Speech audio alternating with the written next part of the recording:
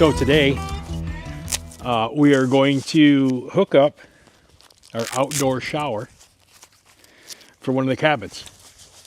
It's March 23rd-ish.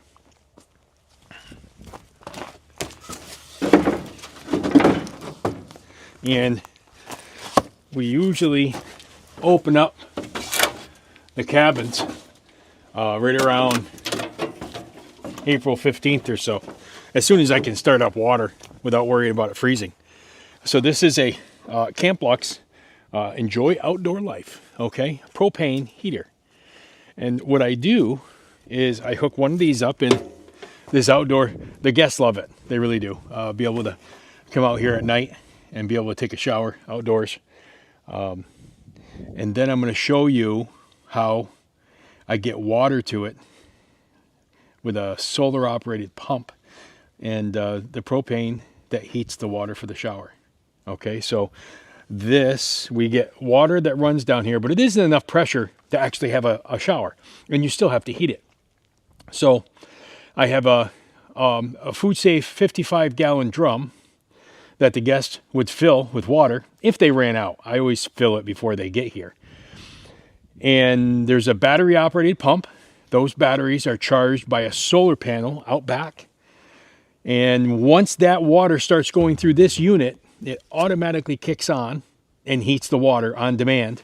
And you're able to control the temperature by varying the speed of the water versus the propane. Okay, so you can turn up the level of propane and the volume of water at the same time. Works really, really great. We rent this cabin every weekend all summer long. And then probably 20 to 25% during the week. And I have a 30-pound propane tank that lasts all summer long without a problem. I fill it once, lasts all summer long, hot water, works absolutely great. So we're going to put this together today.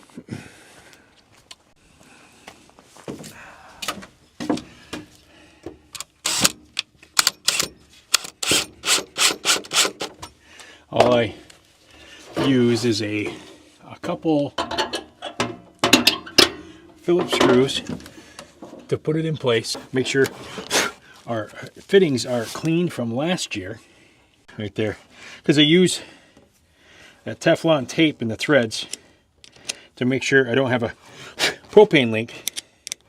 But from one year to the other, I take everything apart and take it down.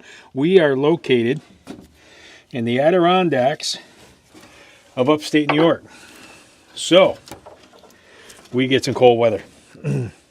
So what I do is I take it apart every fall to make sure I don't lose the equipment due to freezing. Thread lock tape's a funny thing. Everybody seems to have issues figuring out which way the tape goes. And it's quite easy, actually. It goes the same direction as the thread that you're threading into place. So if you have a clockwise thread, the thread tape's going to go clockwise. I'm not sure why some people have difficulty with it.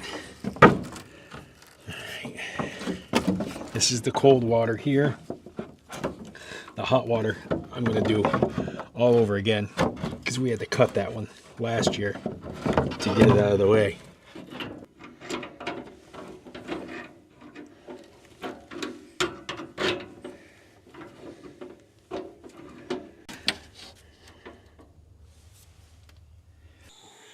This end is where we hook the batteries and the propane.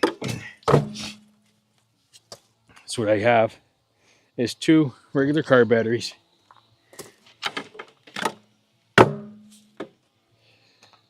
I have a lot of folks say you should use like deep cycle, but these have worked fine. They really have. This will be the 3rd or 4th year out here. And what happens is we're hooking positive to positive, negative to negative, and then we're going to hook up the solar panel. And this is the solar charger, which runs a pump. That's a pump, I'm sorry. This one's the charger. Just a bunch of alligator clips is all it is. And you'll see, I'll give you a closer look. Grab our propane tank. Batteries sit right here to the side.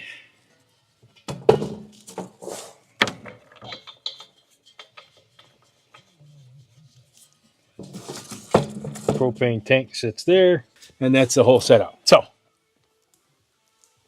we have a hose that runs water from the house, which is 1,000 feet away. So that's where we run into the water pressure issue. You're not going to get great pressure at a 1,000 run 3/4 inch line. So what I would do, and a lot of the stays we have here are overnights, 2 nights. And the people, if they use the water, they really don't mind filling it up. It's part of the experience. But we fill this blue tank with water. Okay. These batteries are charged from a solar panel out in the field. I'm going to show you. These batteries run this 12-volt pump, which runs the water into the heater. As soon as that water senses water flow, it turns on, creates heat. Nice hot shower. Okay, I'm going to show you real quick the solar part of it. This unit here regulates the battery charge. Right now we're at 12.7. Battery load, electricity, is we're not getting a charge from the panel. Okay, so I've got to look and see what's going on there. But at this point, we've got to draw a battery load and not a charge. So we've got to go look at that. Here's it's just a small, I think it's a 25 watt panel that sits out here in the field, a little ways away from the shower.